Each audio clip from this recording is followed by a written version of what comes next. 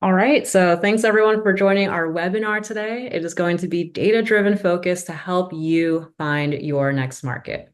And this is brought to you by Coffee Closers. As well, we have a special guest, Invoke Labs. And our goal is to give you a step-by-step process that you could take away from this webinar on how to actually find your next market to invest in. And this session is being recorded, so don't worry if you're not taking any notes down. You'll be sent this recording afterwards. And we'll try to get to as many comments as we can towards the end of the presentation as time permits. So for today, there's going to be 3 speakers, myself, Noah, and Vahan as well. And we're going to walk you through the 5 steps for getting your real estate investing journey going, from goal setting all the way down to submitting an offer. What do these steps actually entail? So first, starting off with goal setting. There are 5 main attributes when it comes to goal setting in real estate. First, your capital. How much are you going to be putting down for your investment property? Acquisition strategy. How do you plan to actually acquire this deal? Do you have a W-2 where you can go to maybe PNC and get a traditional loan? Or are you maybe self-employed and looking at other creative methods or other financing like a DSCR loan? Then your acquisition strategy. Next one is hold and exit strategy. So this is looking at how you're going to actually hold onto the property and make an income from it. So think of long-term rent, short-term rentals, co-living, and other types of a variety of income streams in order to make your investment cash flow. And lastly, location strategy. How risky are you willing to go? Are you willing to hold a property for a long term that maybe is in a transitioning period right now to see a lot of appreciation? Or are you looking for more stability? So we're going to go through a really quick use case of how, say, a newbie, like Alex in this case, would go through about thinking each of those things in the checklist. So let's look quickly at a couple different attributes. Alex has about 80K in savings. He generally wants to make sure he's making more money per month than he's spending so that he has positive cash flow. He has a W-2 job, so likely can get a bank loan, and he's really seeking steady income. So things like short-term rentals where you're making more in seasonal months and other months may not be preferred. And for location strategy, he's looking at future appreciation and is probably willing to go up and coming. So when you actually start to write these goals down, it becomes super easy to actually have a plan ahead of you. And this plan is going to follow throughout your process for real estate investing. So because Alex knows he has 80K in savings, he's not going to use all of that in order to invest in a property, because he needs to have at least some money still on the side in case of any issues. So if he has 60K to invest on a property where you put 20% down, that means he's looking to acquire property that's at least about 300K or less. His investment strategy, because he wants to make money each month, is going to be cash flow over appreciation. Because he's a W-2 job, traditional is likely the route he'll be taking for a bank loan. And he's not willing to take risks like short-term rentals, where even though you can make higher income, there could be variable months. So long-term rental will be his strategy here, as well, since he's looking to hold for a longer period of time and is willing to be a little bit more risky in the areas he's involved in now. Up and coming is his location strategy. So summing up goal setting, it usually takes you about a week, 1 hour to a week to actually set your goals. And this is really just reflecting on yourself, how much you're willing to spend, how risky do you want your investment to be in terms of the location as well as cash flow. And overall, your goals can change over time. But this is going to be the roadmap that helps you decide where to invest. And if you'd like to take this to a deeper level, you can. I've seen a lot of folks who actually build out 5, 10-year, 20-year plans of how they plan to reach their financial freedom number by the number of doors they're going to purchase, as well how much cash flow per door. But for the purposes of this, we're not going to go that deep into 5 planning. Instead, we're going to go into the next focus, which is our main market research. Probably a big reason why a lot of you are here today. And I get this question time and time again from newbie investors and even those who are experienced looking to move markets is where should I invest? So what we've done is we built a free tool that you could utilize called the Intelligent Market Selection Tool. The tool currently for the data geeks runs on Tableau, which is a BI tool, basically an easy way, instead of looking at Excel sheets, we can visualize the data behind it. Before I get into this view, I want to talk a little bit about the numbers and the data sources of where this comes from. So you'll hear time and time again, investors say, when you're looking at a market, you want to look at economic data. You want to see population growth. You want to see people are moving into the market rather than moving away from it. They'll say, you want to look at education levels, that the education levels are increasing and there's a lot of jobs in the area. So how do you actually look at some of these stats? Well, traditionally, you would look, say, at census data. Census, the US Census, is a government bureau that collects information from the entire US population. Every 10 years, they have a wider survey, and then every year they have a smaller sample set. But here you can literally go online for free right now, type in US Census quick facts. You could type in zip codes, cities, and states, and get a summary of information like population growth, demographics, housing stats, education, and more. Now, when it comes to economic data, we've pretty much just stated where that data comes from, where it lives, but there's more to understanding a market, right? How is the market actually moving? Are prices increasing or decreasing? Do we see more listings on the market? Is it becoming more of a buyer's or seller's market? In order to know that information, we need to know what's happening.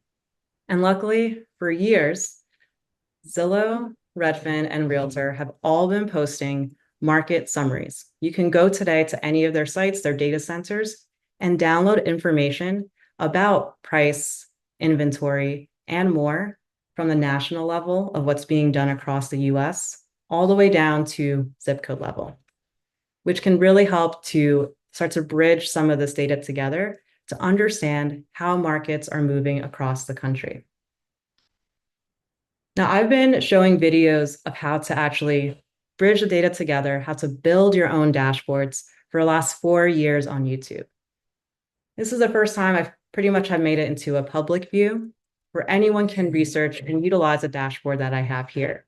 What I've seen as a big trend for investors is that there's a little bit less of a want to do things and bridge the data on their own, and they want to be able to get their hands on it right away so they can make decisions. So let's go through what this dashboard is and how do you use it to decide on a market. So I'm going to zoom in here, and on the left-hand side, you'll see 2 dates here. We have market data. So remember that's Zillow, Redfin, Realtor. That data is as recent as last month. So they collect this data on a monthly basis, package it, and then allow the public to use it. Census data is always about 1 to 2 years behind. As typical as the US government, things aren't always done very quickly, but it is a very comprehensive survey. And the next one, so when we get to observe all of 2023, will likely be released in November. So as an investor, you want to mental note that when you're looking at these economic stats across any platform, they are coming from the US Census primarily, and they're usually outdated. But you could still utilize them for your benefit. So now going down to this filter section, this is how we actually start to look at all these different metrics in a quick view. So I'm going to shift over to look at median household income. Now, when I look at median household income, you're going to see the map change in colors. The lower values are going to be lighter, this lighter blue, and then the higher values are going to be a darker blue. Now, if you had to guess, this part of California, do you think it's going to be lighter or darker once I click into it?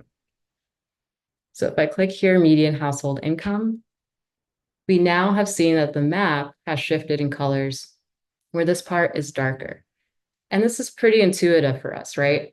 We know that the West Coast and the East Coast do have typically more jobs, more wealth, and we see higher median incomes. So the map is useful in that view to be able to quickly visualize it with colors.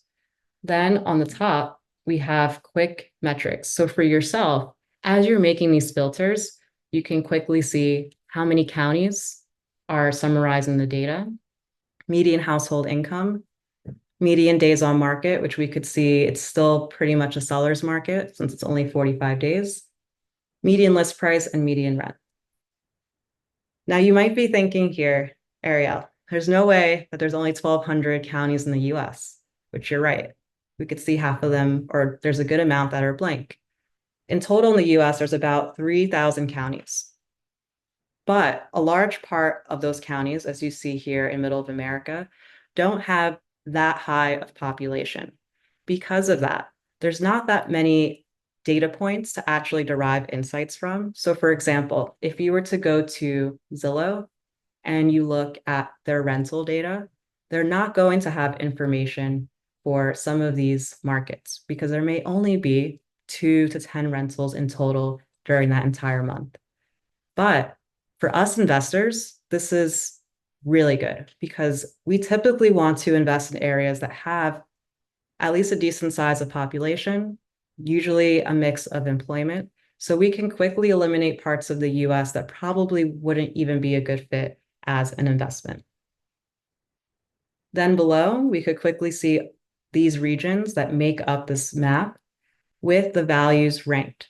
So the top value is going to be the one that has the highest. So in this case, we filtered on median household income. So we see that this county in Virginia has the highest median household income in relation to all the counties. So that was a quick tour of the dashboard, but how do we actually put it into use for our own investments? This is where the goal setting actually comes into play. So we saw here with Alex, he set some of his goals, how much can he invest, and attributes that he cares about. So we can now plug these in into our dashboard. So the first thing was median listing price. Alex is looking to put about 60K down, which means 300K listing price.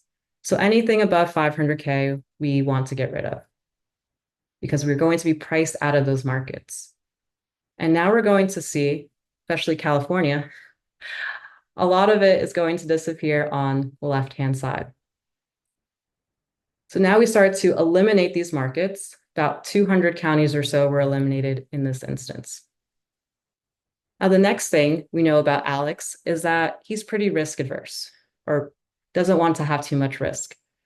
So one thing he's worried about with long-term rentals is that what if a tenant doesn't pay? That's going to be pretty tough to get someone evicted in certain states and to be able to hold on to his investment and make income from it. So one thing he might want to care about is landlord-friendly states. So let's imagine that Alex wants to focus on the South in this instance because there's typically more landlord-friendly regulations. Now we've seen a more zoomed in view of the market. We are now looking at about 500 counties. So we've distilled 1,200 to about 500.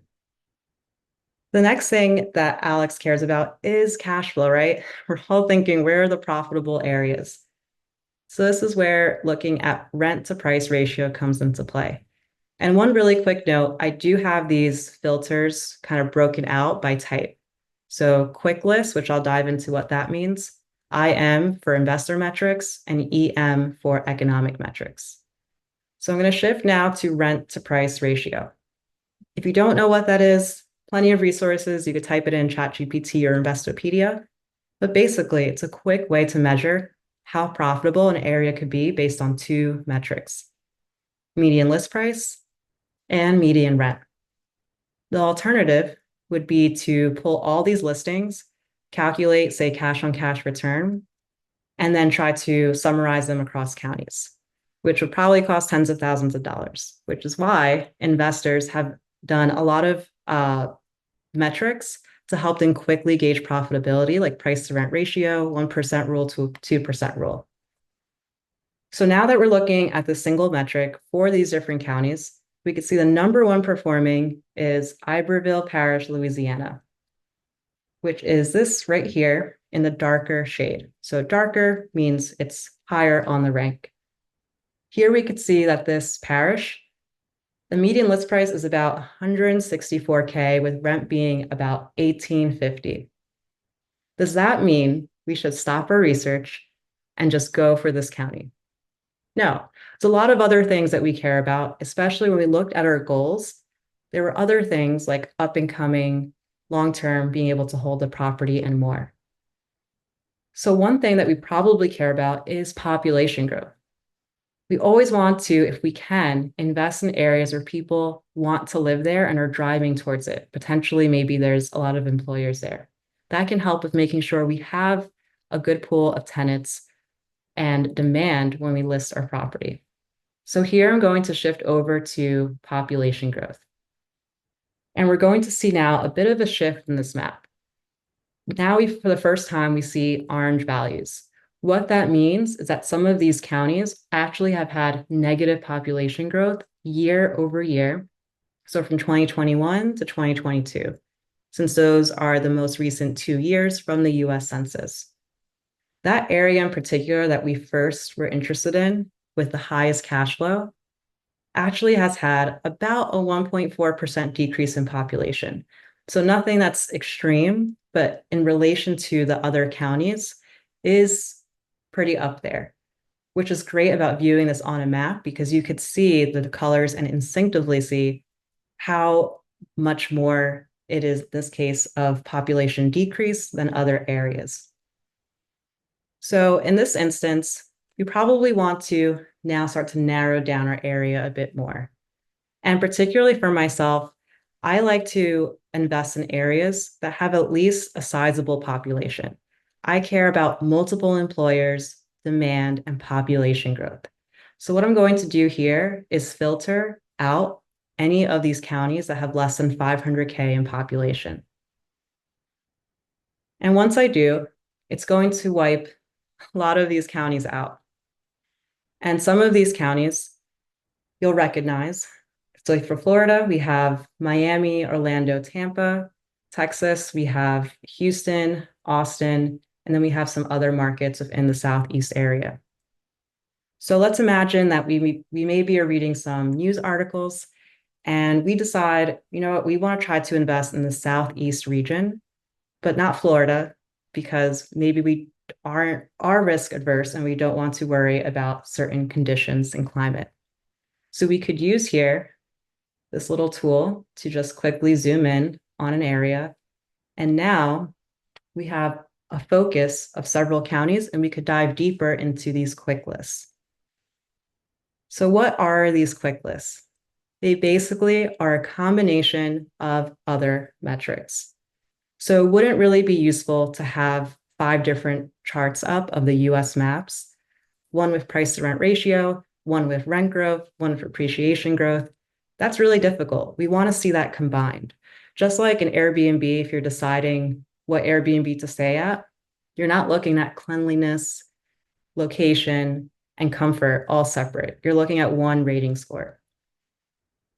So for example, if I switch to best for cash flow, this is going to look at price to rent ratio, but it's also combining information that we know about for rent growth over the last couple of months and years, as well as appreciation.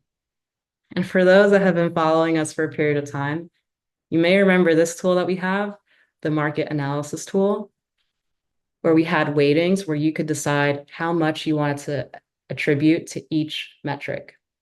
Now, the main part of feedback that we got is that you guys actually did not want to do any of the weightings, and you rather have had just predefined settings so you can go to quick lists. And that's why we created these. So quickly just gauging here, we could see for cash flow, Shelby County, Tennessee seems to be towards the top.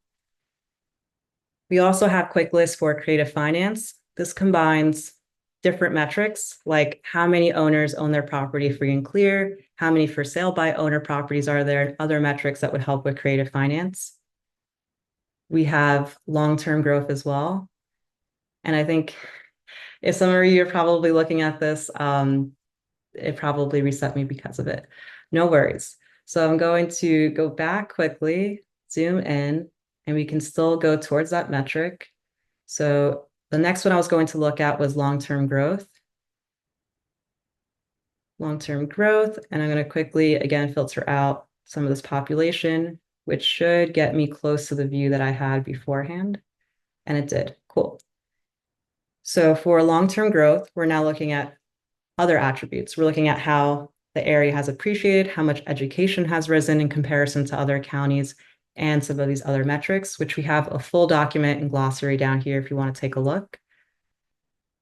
So right now I'm thinking in my head, okay, the Shelby County came up again as one of the top for long-term growth, as well as if we click out here, Greenville County, South Carolina, which I don't know much about either of these areas. If I switch to up and coming, this is now looking at, again, multiple metrics, both economic and market, and seeing how much they are changing in comparison to other counties and within time.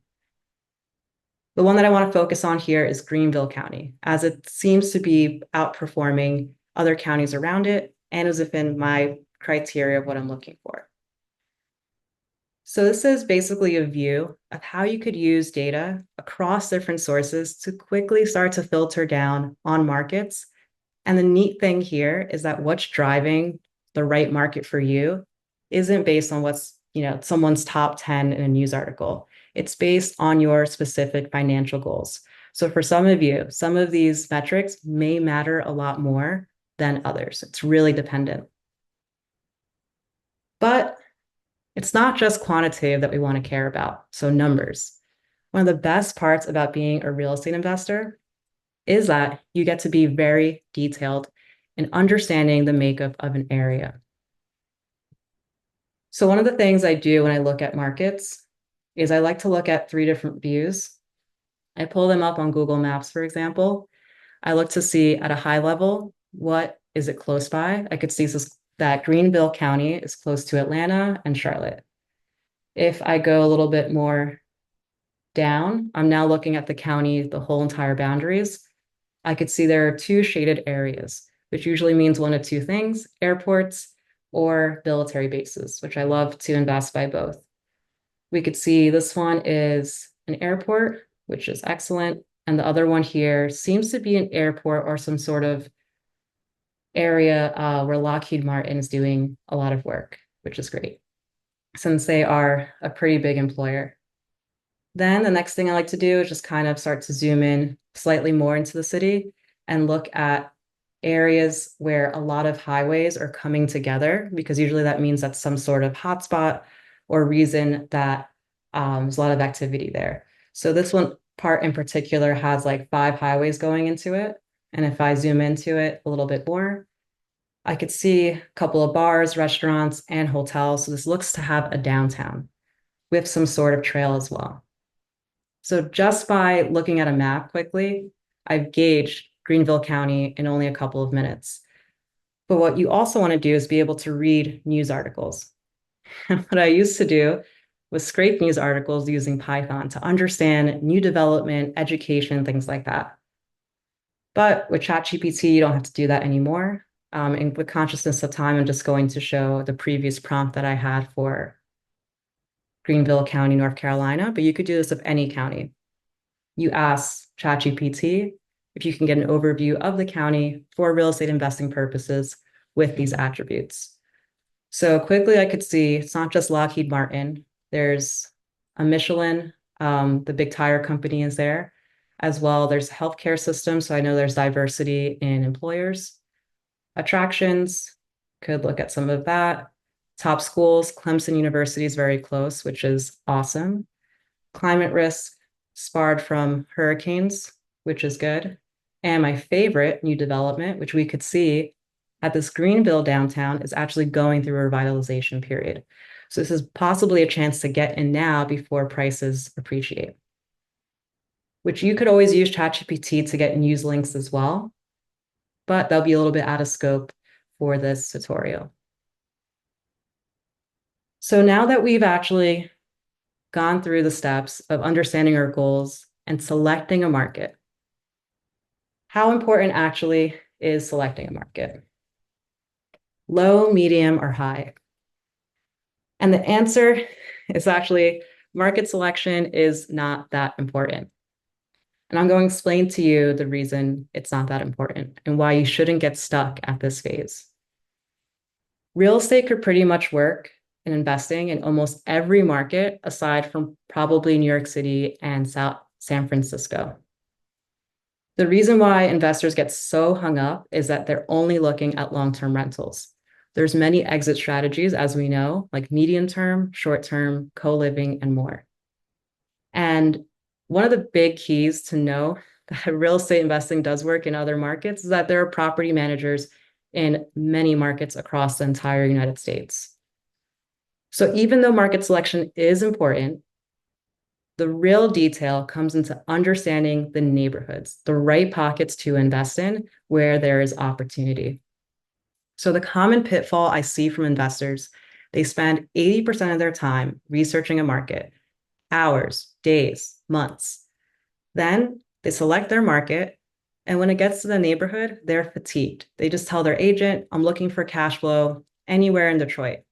What happens next? They end up being in an area that's not as profitable in the long term as maybe it could have been if they really understood those streets and those neighborhoods. So ultimately regretting their decision, which is why you want to make sure you're doing both the market selection that we just went through. However, you saw that I went through that in 20 minutes. Might take you maybe a couple of days, maybe a couple of weeks. But the next step you have to get to is actually understanding the neighborhood itself. So this is just a quick recap of what we covered for market research, which was our goals, trends, metrics combined, and making sure that we understand market selection is not just about choosing the city that you're going to invest in, but we're going to now focus on the neighborhood. Going into property search. So at this stage is where now you have an area that you want to potentially invest in. You're going to that next level of detail where you're starting to search more about the properties themselves, which is really exciting at this stage. You want to set a buy box where you're looking at property attributes, financial criteria, market conditions, and other criteria. So for example, you're maybe for Greenville County, I'm only looking at properties that are under maybe 500K financial criteria. And I want to invest possibly to maybe families or larger groups of individuals. So I want to look maybe for a 2-bedroom. Market conditions, maybe I'm looking to only invest between A to C class areas. And other criteria could be things like HOA or zoning. But once you have this buy box set, which could take you a little bit of time, a couple of days to actually know exactly how detailed you want to be, it becomes so much easier because instead of looking, in this case, at all 800 properties on market, you're only looking at probably 2 to 4 new ones a week. The problem here is that by using software that's not built for investors, it becomes difficult to actually analyze these deals quickly. So by using tools like Coffee Closers, you can automatically understand each of these neighborhoods, be able to set up a buy box for them down to your strategy and to the neighborhood grades themselves and get emails on them. Now, I'm going to imagine that you've already created your buy box, and now we're at that stage of actually screening a property. It's always one of the biggest questions. How do I actually analyze if a deal is good or not? And there's essentially 4 steps that you have to do. Understand the property financials. Does this deal make sense? But not just that. I see so many investors stop at this phase. What makes us great real estate investors is not just gathering data and copying information from the internet. It's actually understanding the best use of the property. How can we add value? What is the risk for the property? Should we actually be investing there? And what exit strategies could be great? So jumping into one of the properties for Greenville, South Carolina, I found one that's recently on market about 2 days ago that I like. It was built in 2022, so pretty new, 3 beds, 3 baths. I can quickly see that it's not a cash flowing property, -4%. We're going to hold off on that at this moment. What I really love is once I know the property financials, so this deal is a non-cash flowing deal, but I like to see all the other attributes as well. So for value add, if I start to look at the property pictures, some things I try to understand is there extra space I could add a bedroom? Or is there something I could do in the backyard? In this case, probably not for this property, but I do love that it has a long driveway. You could use sites like Neighbor in order to rent out part of the driveway for several $100s a month.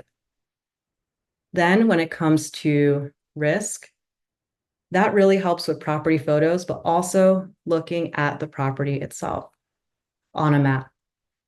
Here I can quickly see that this property seems to be in some neighborhood where there's a lot of other homes too. And I like that because I don't like being right off a main highway. But I see there's a river there, so I'm starting to think, could there be potential of any flood risk? If I pop that property into FEMA, just by using the address, I can quickly see where the river is, and it is not in a flood zone. So luckily for risks, I don't see any major ones right now. Now for exit strategies. Again, you could look at property photos, but by looking and understanding the neighborhood, you can really get so much more detailed. So if I just zoom out a little bit, I could see here a little shade on the right-hand side, which if I look, that's an airport, which airports are great to be around because they can be great for short-term rental and at times co-living too. On the top left, I could see some bars, restaurants, and I could see a hotel. So this property is really close to the downtown. That downtown that's going to be revitalized. As well, we could see a whole walk trail over here too.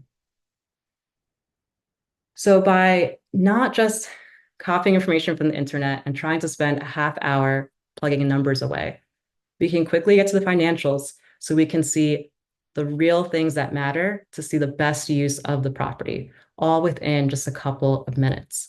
But the problem still remains that we can't actually find a way to make this deal work. By using traditional lending, if we wanted to see cash on cash return go to 7%, we would have to probably lowball the seller quite a bit.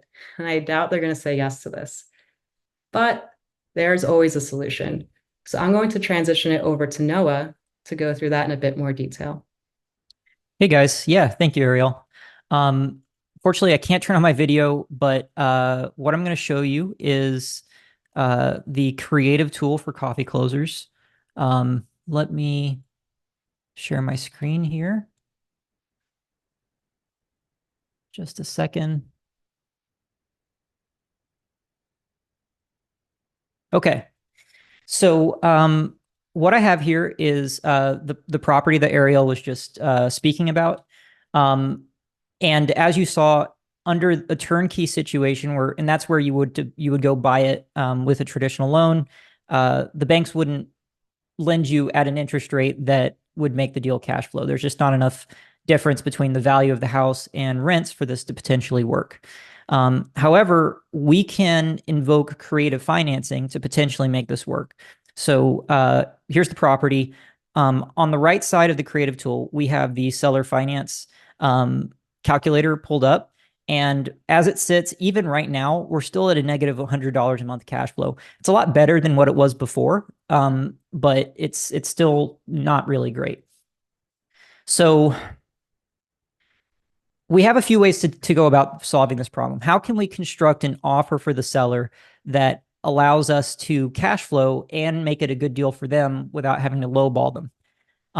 And I could tweak the numbers here. We could take some time to talk about what the interest rate, what effect that has, the down payment, how that plays into things. This calculator breaks things out into your purchase criteria, the rent that it's going to take per month, and that's all based on rent comps, rehab if you need to do some rehab, and monthly costs that are going to go into a turnkey buy and hold. But this is actually, as it sits, the cash flow doesn't work yet, but we can make it work. So we have put together something that's using a really interesting field of computer science called optimization. And so if I come up here to the top and I click on optimize deal, what this will allow me to do is define what I would what I'm willing to work with in terms of my minimums and maximums. My minimum down payment I'm comfortable with is 5%. The maximum is 30%. The minimum interest rate is 1%. The maximum interest rate is 7%. And all of these are working out with respect to a target of a cash on cash return. So if I want to target a 7% cash on cash return, that's what it would take for me to say, okay, this might be a good deal. I can hit optimize deal, and it's going to do some crazy computer science stuff to figure out how to make the numbers work within the bounds that I gave the system that could work out. And so under these terms, we have a cash flow of $128, a cash on cash return of 7.9%. So the way it's doing this is it's adjusting a few things. It's lowered the offer price a little bit, but really what's taken a hit is the interest rate, but 1.9%. Now, here's the thing. Other investors don't have access to this kind of technology. They're not going to be able to make this deal work under any circumstances because they don't have the tools to manipulate the deal quickly enough to make this work. Now, the story is going to change once we actually talk to the seller, I'm sure. But what we can do now is come down to the calculator and let's run it at a 1.9% interest rate. And here we go. Now the calculator is showing positive. We've got $196 a month in cash flow and a 6% cash on cash return. I would need to lower the price as well, but that's what we're looking at. So at this point, we have a deal that could work. All that's left is to actually generate an offer. So we have built in a really powerful letter of intent generator for you. And so if I hit generate offer, it's going to cook up an offer for me that I can present to the seller under the terms that I have here. Just give it a second. All right. And then if we open it, this is what we have. So imagine showing up to an appointment with something like this, right? You have this really nice looking document. It's got their street view of the house right on there. And you're coming out of the gate and you're saying 422,000. How much were they asking? 389. But you're starting the conversation by saying 422,000. They may have been expecting that they'll get a cash offer, but that's going to catch anyone's attention. If you start the conversation $30,000 more than what I was asking. So, and then it says paid over 5 years based on a 30-year amortization schedule. I unfortunately don't have the time tonight to get into the details of how seller finance works. If you'd like to learn more about that, you can catch us in the Coffee Closers coaching. But take my word for it that this deal can work for you. You can say this to the seller, and this is a cash flowing deal. Exit strategies exist for this. This particular document, it comes with some basic Q&A about what we're doing with the house. If we're seller financing it, and then maybe doing like a rent to own or at least purchase on the exit. So that is one property. We also have another one, 117 Sylvan Oak Way. This is another one in Greenville County, South Carolina, and you're going to be at this point in the funnel. You're going to be looking at a bunch of different properties, and they are trying to fight for your time. In this case, we have a for sale by owner, and that's a huge benefit if I want to make a creative finance offer. For sale by owner, I'm much more likely to get in touch directly with the homeowner. I'm going to have their phone number. And by the way, Coffee Closers provides the contact info for the owner. So at the very bottom on the listings, you'll find the agent's contact if it's listed with an agent or the homeowners. And so on this one, it looks like it's looking like a better deal already. I can hit generate offer and then text that homeowner and say, hey, I'm interested in buying this house. When can I come see it? And then when I go, I'm going to bring my seller finance letter. But there's a lot that we could talk about to compare these. How can I reliably compare this property to the other property if I'm starting from a position of really not knowing what to look for? So we've hooked up with the people at Invoke Labs. I'm going to pass it over to Vahan, and he can walk you through what they've been helping us with. Hey Noah, Ariel, thank you so much for the really cool demos you guys have had. You're definitely ahead of the curve here in your space. So yeah, like Noah said, I'm Vahan. I'm the founding product designer for Invoke Labs. I'm gonna just take over your screen here for a sec. Yeah, sorry, my Zoom's crashed. Let me back out and come back in. All good. This should work. So cool. This page should look pretty familiar to y'all here. And what I want to demo to you guys today is a AI powered property comparison tool that we're betaing with Coffee Closers. So I'm going to go ahead and click on the same two properties that Ariel and Noah were looking at earlier. And when I click compare here, you're going to see our AI platform, work together with the high quality data that that the Coffee Closers team has on properties, and we're going to see a summary of the pros and cons between the two. So here we have a clear winner, property one. It's a preferable investment option due to its lower purchase price, strong cash flow potential. The more favorable financial metrics of property one make it a better choice for the investor looking to maximize profit. So, as you can see, here are some of the criterion that it is basing this off of. We're still iterating and expanding on this, but in price, cash flow, agent condition, and location, property one has won out essentially on all of those. So presumably, you all can use this to, if you have like a bucket of favorites, for example, and you want to narrow those down to maybe the top three. I think using this tool could help you get to that space to get more granular with your data, like they were just showing. So yeah, just wanted that was a quick demo. Let me know if you guys have any questions or yeah, I'm here.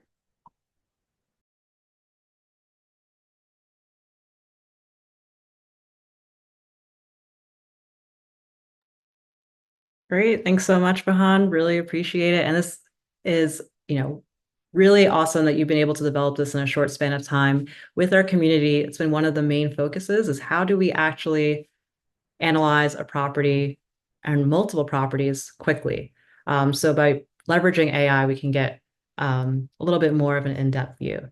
And with that, Noah, are we turning it back to on your end? Was there anything else you want to show with the property? No, not on these properties. I think like Vahan was showing, property one was the better bet. And if I'm here's the thing, when you if you do creative financing, the bottleneck for you isn't how many properties you can find, it's how many appointments you can go on. And so what we have to do is carefully ration our time, and a tool like this helps us determine, all other things being equal, which properties should I spend my attention on so that I'm not wasting time at appointments. But yeah, that's all I had on those properties. I think we should probably open it up to Q&A unless you have anything else, Ariel.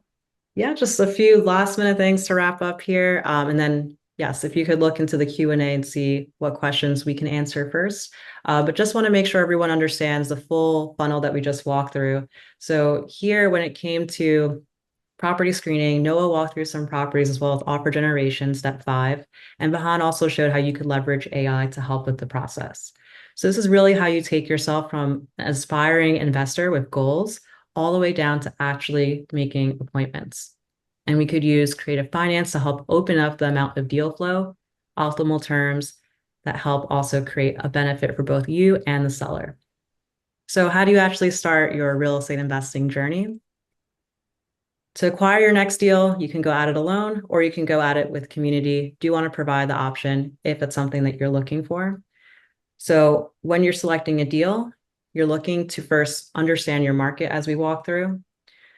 For us, for coffee closers, we particularly help you in two different aspects. The traditional aspect of finding a deal, like long-term rentals, house hacking, BRRRRs. And then we also have creative, which is the area that we have our community focus on. And just for clarity, when you go on a yearly plan, these are the pricing structures for both. But the big question that I've been getting is, well, what does the community offer?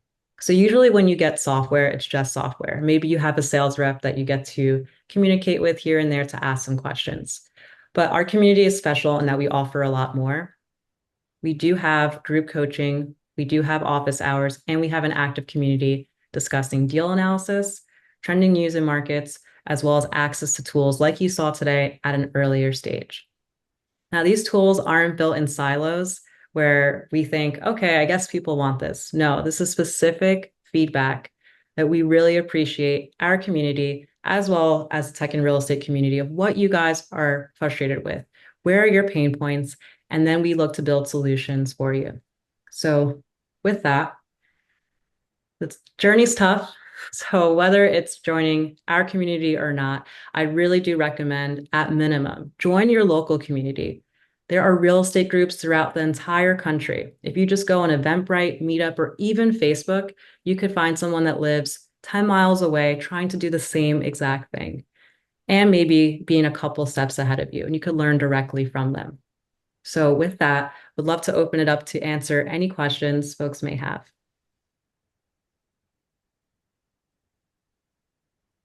And So again, apologies for chat being disabled. We'll work on that next time. yeah, so there are a couple of questions that have come in already. Feel free to drop your questions while we go through the existing ones. Somebody has asked, has the offer generator been fixed for generating new offer letter when we change the parameters? That is correct. Yes. When you modify the parameters in the calculator and you generate an offer, it will produce them based on the most recent changes that you've put into the calculator. Ariel, do you have anything to add on that? No, I don't, but I can take on the next question, which is what are we using for our software to look at insurance, taxes, property management, CapEx, and repairs? So when it comes to taxes, that's my favorite because I've made the mistake of looking at what last year's taxes was for my own first ever investment. And my cash flow was looking great. I was going to make $600 a month.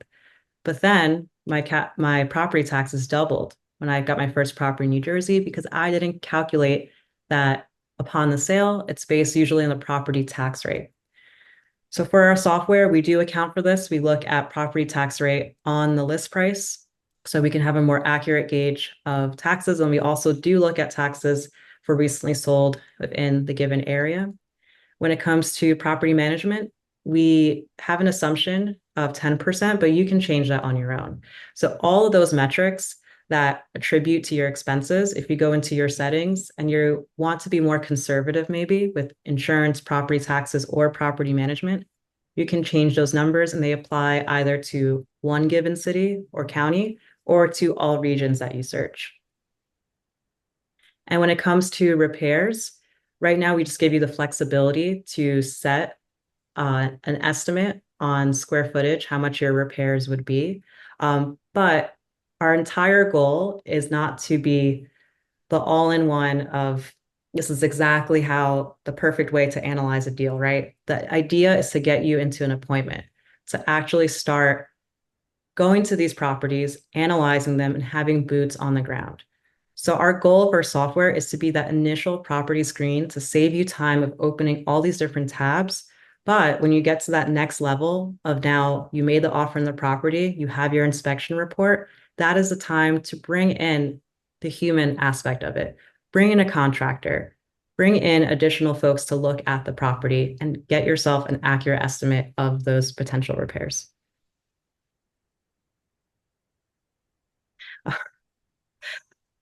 I like the question here. What did our fictional investor Alex end up doing?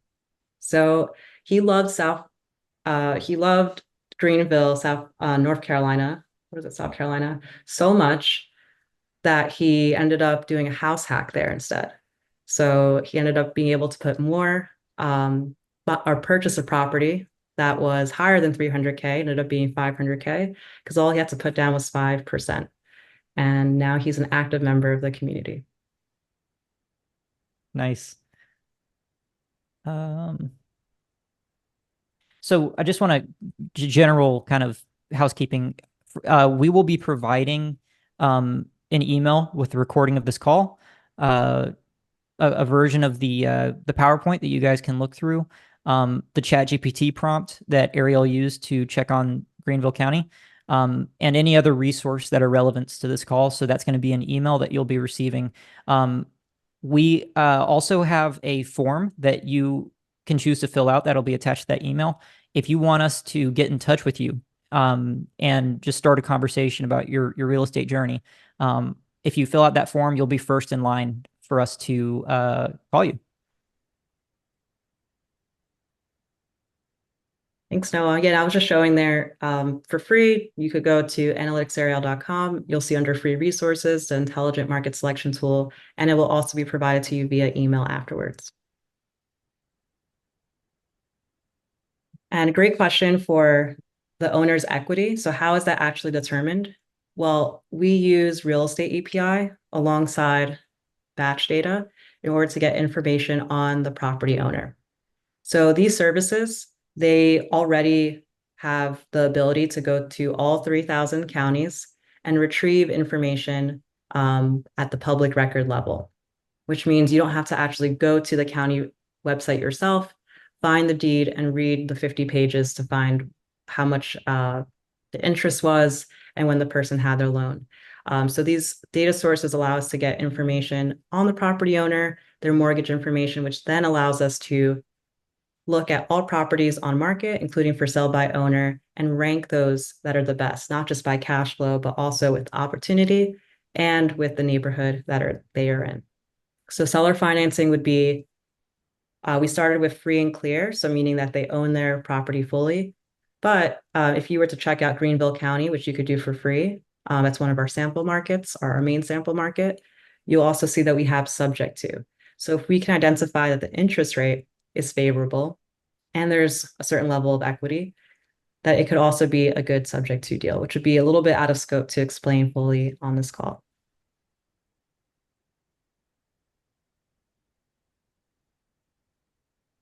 I'm going to address this one asking about the cash on cash return. The question is, when it shows cash on cash return, is there a way to see cash on cash market average to compare? So we don't have a market average cash on cash return. The analytics tool that Ariel showcased at the beginning is probably your best bet to get close to that using like price to rent ratio. But here's the thing, the truth is, even in markets that are good, there still aren't that very many good deals.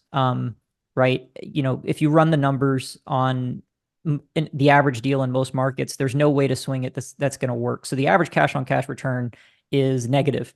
And really what you're trying to do is structure a deal in such a way that you get a cash on cash return that you're comfortable with. So the minimum I would be comfortable with is usually around 5%. I know many investors that would be over the moon for 10% or higher.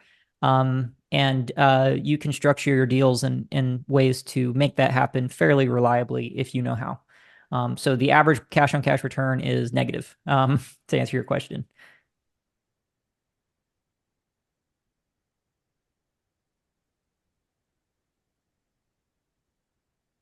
Should I let go of PropStream, PropWire for mortgage information? No, these softwares also do similar things in terms of retrieving data from these different county records for public records. Batch Leads, Real Estate API provide really great APIs to allow us and a lot of other prop tech softwares to be able to showcase that across their platforms. But PropStream, PropWire do serve their own purpose, especially for those who are maybe doing wholesaling or maybe not the busy professional, but more so someone who's full-time in real estate and looking to maybe close on 8 to 10 deals a month. Utilizing those services to get large leads lists is definitely favorable. So they do play a role in real estate as well.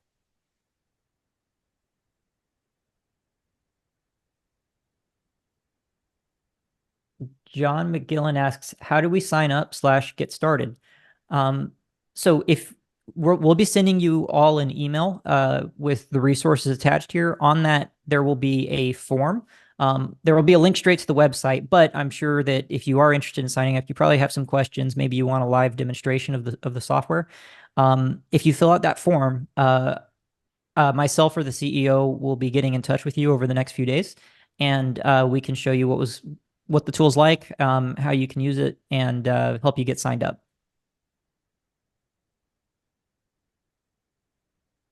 Yeah, and just to also add, being a part of the community, I know we walked through a lot today, right? but we don't walk through things as fast in our community. We take the time to make sure everyone understands underlying concepts, whether that's also meeting with folks one-on-one or even meeting with peer-to-peer. So if you are someone who's more on the newbie side and some of these terms that we walk through are a little bit unfamiliar, that's no problem at all. Really, at every level, as long as you're willing to put the work, take the action, and really looking to acquire a deal in the near term, the community is for you.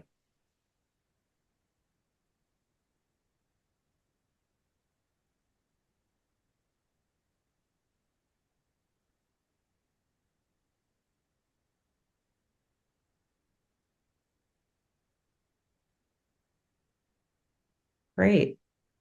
So with that, I also want to say thanks so much, Invoke Labs, showcasing all the powerful things you're able to do by leveraging AI. And for all those folks who maybe there are things that you still want to see, please let us know, whether it's directly to myself, Noah, or Liam. We build based on feedback, and we are the actual programmers behind it. It doesn't go off to someone who's not involved in real estate. So we really take each and every one of your feedback points very seriously.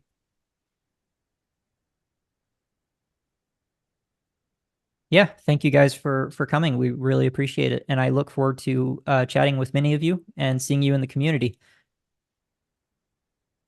Thanks, everyone, so much. We'll be sending you Thanks all for the having me. information after. Bye, Bye. y'all. Bye.